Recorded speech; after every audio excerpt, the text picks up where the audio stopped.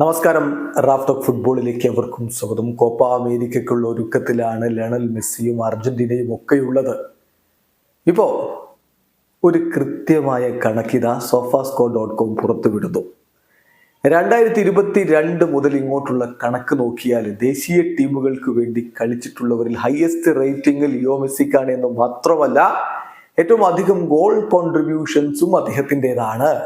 അതെ, അന്താരാഷ്ട്ര ഫുട്ബോൾ കളിക്കുമ്പോൾ അതിൽ ഇമ്പാക്റ്റ് ഉണ്ടാക്കുന്നവരില് ലയണൽ മെസ്സിയെ വെല്ലാൻ ആരുമില്ല ഈ കാലയളവിൽ എന്നതാണ് ഇത് തെളിയിക്കുന്നത്. 2022 മുതലുള്ള കണക്ക്, ലിയോ മെസ്സി 24 അന്താരാഷ്ട്ര മത്സരങ്ങൾ കളിച്ചിട്ട് 28 ഗോളുകൾ.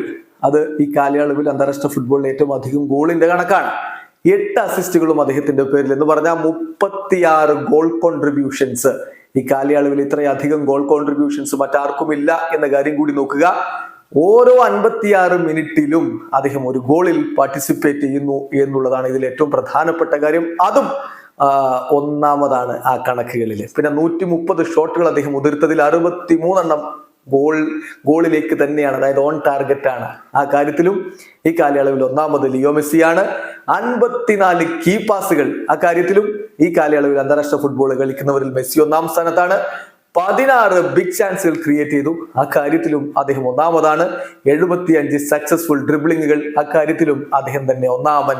sofascore.com ഈ കാലയളവിൽ അദ്ദേഹത്തിന് കൊടുത്തിട്ടുള്ള റേറ്റിംഗിന്റെ ആവറേജ് 8.38 ആണ്. ചുരുക്കത്തില് ഈ ഒരു കാലയളവിലുള്ള അന്താരാഷ്ട്ര ഫുട്ബോളിന്റെ കണക്കെടുത്താൽ ലയണൽ മെസ്സിയെ വെല്ലാൻ മറ്റൊരാളില്ല എന്നുള്ളതാണ് ഈ കാണിക്കുന്നത്. ബാക്കി കാര്യങ്ങൾ ഇനി കോപ്പ അമേരിക്കയിലേത് എന്ത് എന്നുള്ളത് നമ്മൾ കണ്ടറിയണം. പക്ഷെ മെസ്സി ഇപ്പോഴും മിന്നുന്ന ഫോമിലാണ് കളിച്ചുകൊണ്ടിരിക്കുന്നത് എന്നതുകൊണ്ട് കോപ്പയിൽ അർജന്റീനയെ വീഴ്ത്താൻ എതിരാളികൾ നന്നേ വിയർക്കുമെന്ന് ഉറപ്പാണ്. വീഡിയോ അവസാനിക്കുന്ന ഫുട്ബോൾ ലോകത്തെ കൂടുതൽ വിശേഷങ്ങളുമായി റാഫ് ടോക്സ് വീണ്ടും എത്താം.